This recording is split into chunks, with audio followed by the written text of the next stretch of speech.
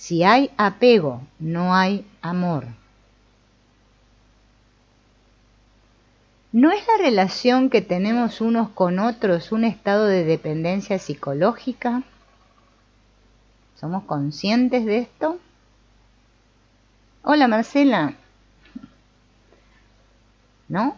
¿Nos hemos planteado esto? No hablo de la interdependencia física. Estamos hablando de la dependencia psicológica, ¿no? Por ejemplo, de mi hijo, porque quiero que él sea lo que yo no soy. Mi hijo será la culminación de todas mis aspiraciones y deseos. Mi hijo es mi continuidad, mi inmortalidad. Así que la relación que tengo con mi hijo, con mi pareja, con mi vecino, es un estado de dependencia psicológica. Y me da miedo encontrarme en un estado en el que no haya dependencia. Como no sé qué significa no depender, dependo de lo que leo, de la relación, de mis propiedades, de todos mis objetos, para sentirme seguro, para tener un prestigio, una posición. Y si no dependo de ninguna de estas cosas, dependo de las experiencias que he tenido, de lo que pienso, de la nobleza de mis propósitos. Así pues, nuestras relaciones se basan en la dependencia psicológica. Por eso todos vivimos aquí con miedo. Y el problema no es cómo dejar de depender, sino simplemente ver el hecho de que dependemos.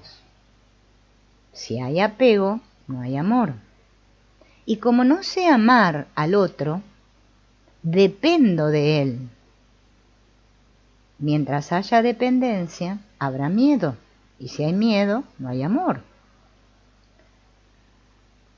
Estamos hablando de la dependencia psicológica. No de que dependo de que el lechero me traiga la leche a casa hoy para tomar la leche. No. Bien. Es la dependencia psicológica.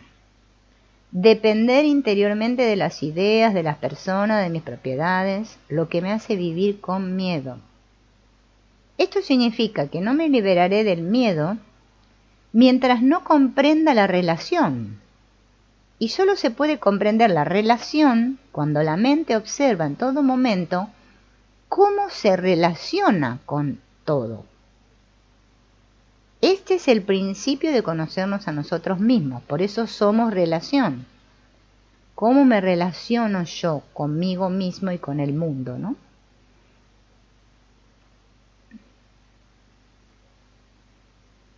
Y esto no requiere de esfuerzo.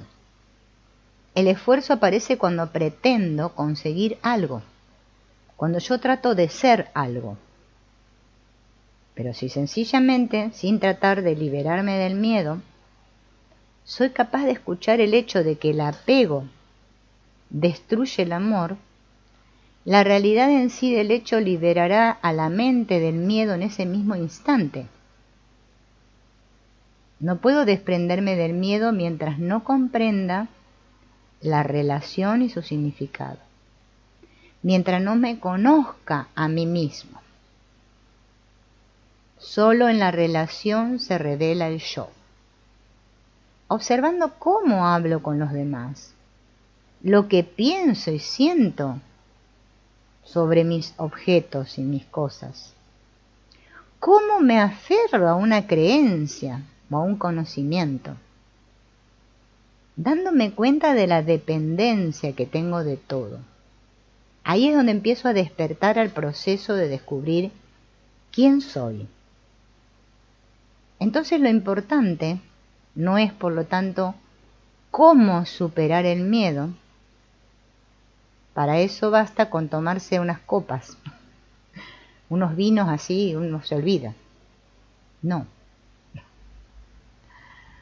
Tampoco basta con ir a la iglesia o al templo, postrarse y murmurar palabras de devoción.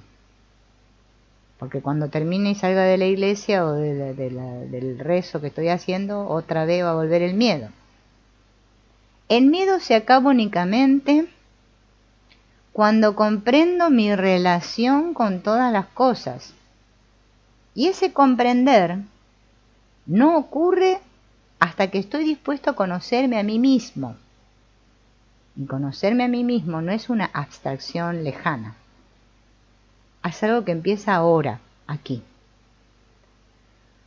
Observando cómo trato yo a los demás, a mi pareja, a mis hijos, a mis empleados, bueno, si soy jefe de un lugar.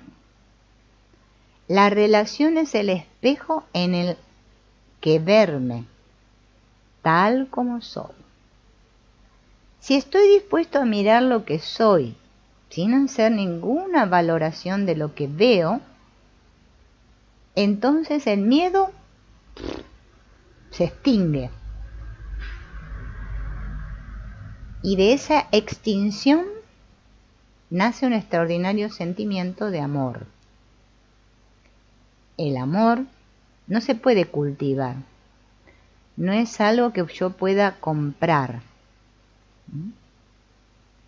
Si me propongo practicar la compasión, esa compasión será producto del pensamiento y por tanto no será amor.